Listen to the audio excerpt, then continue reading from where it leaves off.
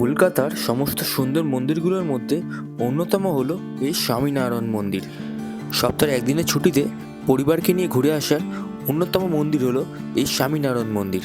আজকে এই ভিডিওতে জানাবো এই মন্দিরে কীভাবে পৌঁছবেন আর কোন কোন সময় দর্শন করতে পারবেন। আজকে চলে এসেছি কিন্তু শ্রী স্বামীনারায়ণ টেম্পেলে, যেটা কিন্তু পৈলানে রয়েছে। অনেকদিন পর একটা ভিডিও নিয়ে এসেছি। আসবো আসবো করে আসা হচ্ছে না, আজকে রবিবার ছুটির দিন, তাই চলে এসেছি স্বামীনারায়ণ টেম্পেলে। সবাইকে দেখাচ্ছি ভিডিওটা করে, সবাই কিন্তু ভিডিওটা দেখবেন পুরোপুরি।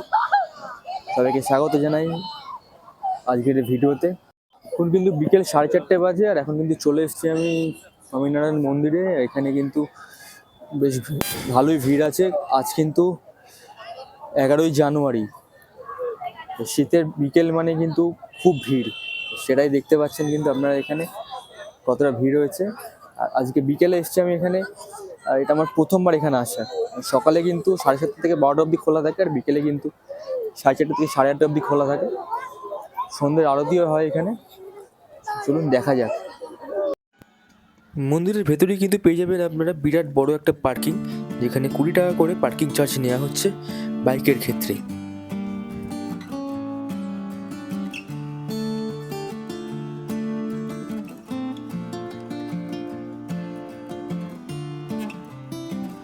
এটা হচ্ছে ওয়াশরুম।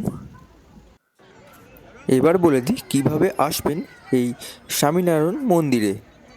স্বামীনারায়ণ মন্দিরে আসতে গেলে আপনাদের কিন্তু বাসে আসতে হবে বা ট্রেনে আসতে হবে। বাসে করে গেলে আপনাদের কিন্তু ধর্মতলা থেকে ডায়মন্ড হারবার, আমতলা এই বাসগুলো ধরে কিন্তু আপনারা সহজেই চলে আসতে পারেন স্বামীনারায়ণ মন্দিরে।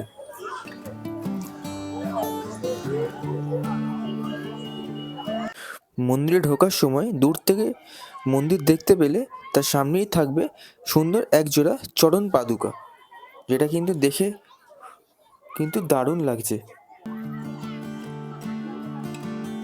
চলে এলাম মন্দিরের সামনে, আর আপনারা জাস্ট মন্দিরের ভিড়টা দেখে নিন, কত মানুষের ভিড়। আসলে বছরের প্রথম তো, আর শীতের বিকেল বলেই এতটা ভিড় হয়েছে। তারপর হচ্ছে যে রবিবার, আর দেখুন কি সুন্দর ফুল দিয়ে সাজানো, ফুলের বাগান করে সাজানো মন্দিরটার চারপাশে। কিন্তু কমেন্টে জানাবেন কিন্তু কেমন লাগছে ভিডিওটা আপনাদের সকলের। ওই যে মন্দির, এখানে চলে এসেছি মন্দিরের প্রায় সামনেই।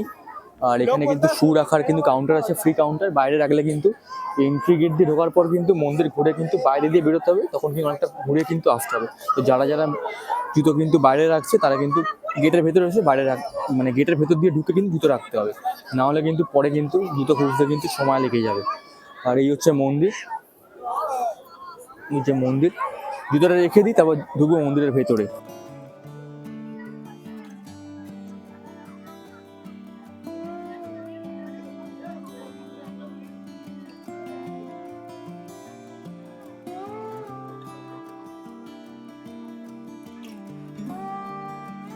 মন্দিরের ভেতরে কিন্তু কোনো রকম কোনো ফটোগ্রাফি বা ভিডিওগ্রাফি অ্যালাউড নয়।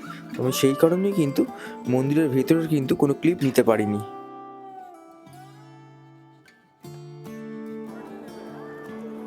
বিকেলে গেলে কিন্তু সন্ধেবেলার কিন্তু লাইট জ্বালানোর পর মন্দিরটা কিন্তু অবশ্যই দেখবেন।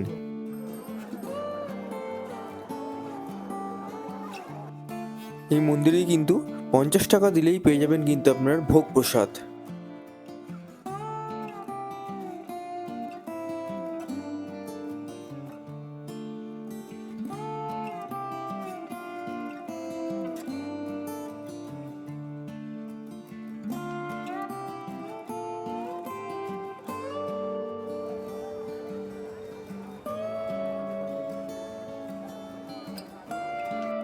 ভিডিওটা আজকের মতো এখানেই শেষ করছি।